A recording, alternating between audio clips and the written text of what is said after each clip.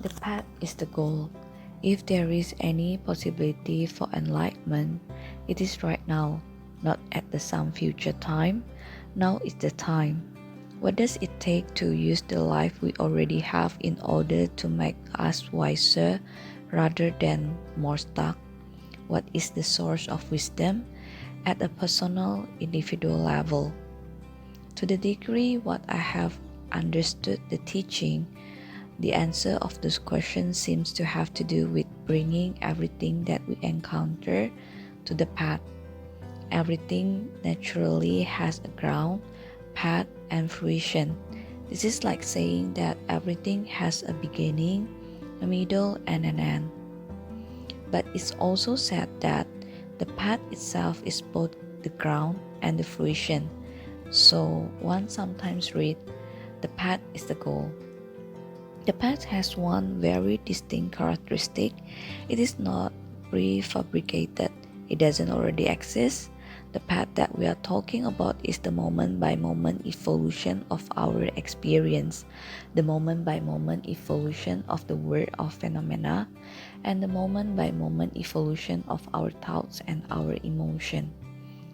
The path is not Route 66, destination Los Angeles. It is not as if we can take out a map and figure that this year we might make it to Gallup, New Mexico, and maybe by 2001 we'll be in LA.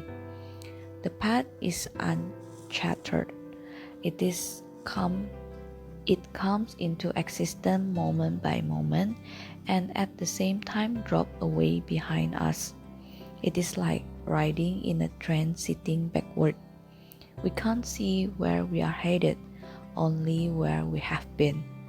This is a very encouraging teaching because it says that the source of wisdom is whatever is going to happen to us today. The source of wisdom is whatever is happening to us right at this very instant. We are always in some kind of mood.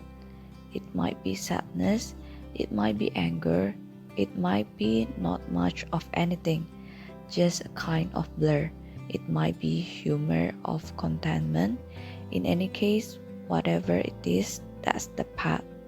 When something hurts in life, we don't usually think of it as our path or as the source of wisdom. In fact, we think that the reason we are on the path is to get rid of this painful feeling.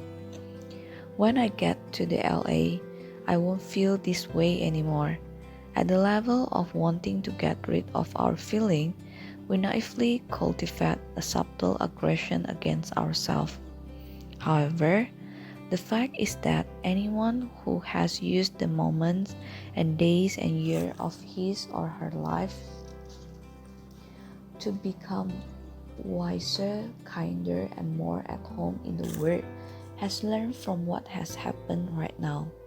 We can aspire to be kind right in the moment, to relax and open our heart and mind to what is in front of us right in the moment. Now is the time. If there is any possibility for enlightenment, it is right now, not at some future time. Now is the time. Now is the only time. How to relate to it creates the future.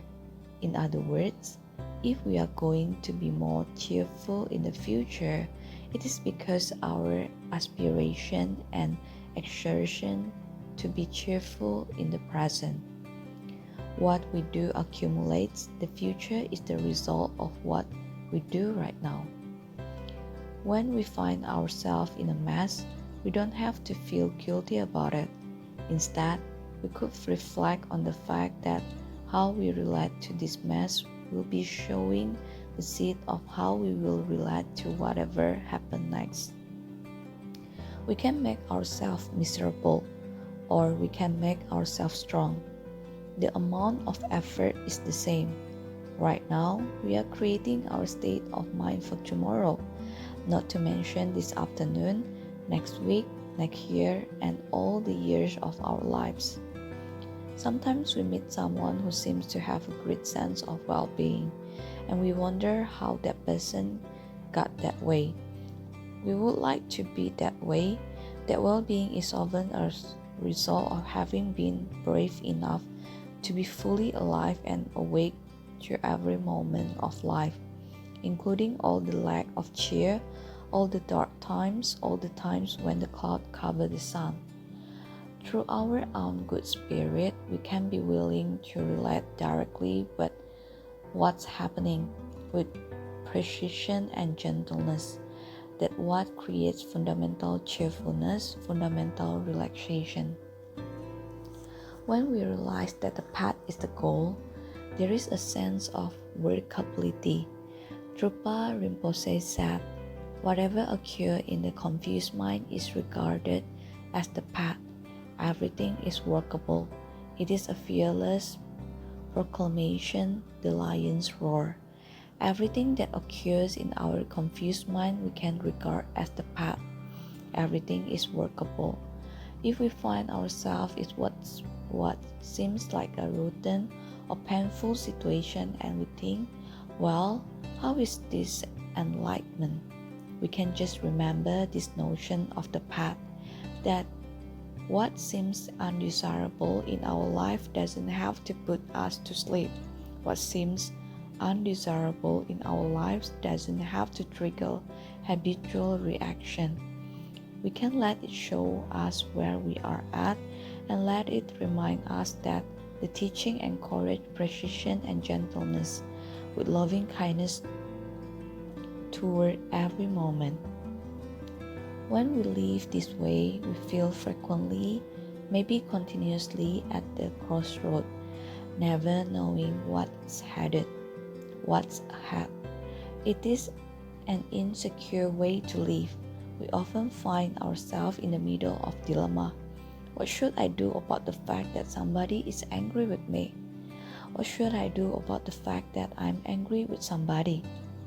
Basically, the instruction is not to try to solve the problem, but instead to use it as a question about how to let this very situation wake us up further rather than lull us into ignorance. We can use a difficult situation to encourage ourselves to take a leap, to step out in that ambiguity. This teaching applies to even the most horrendous situation life can dish out. Jean-Paul Sartre said that there are two ways to go to the gas chamber, free or not free. This is our choice in every moment. Do we relate to our circumstances with bitterness or with openness? That is why it can be said that whatever occurs can be regarded as the path, and that all things, not just some things, are workable. This teaching is a fearless proclamation of what's possible for ordinary people like you and me. We live in difficult times. One senses that strong possibility that condition may become even worse. Trungpa Rinpoche passed on many teachings that relate to uplifting society. He passionately and fearlessly imparted instruction that could bring about an era of courage in which people could experience the goodness and extend themselves to others. To the extent that I have understood this hard advice, I now pass some of it on to you. May this teaching take root and flourish for the benefit of all scientific beings now and in the future.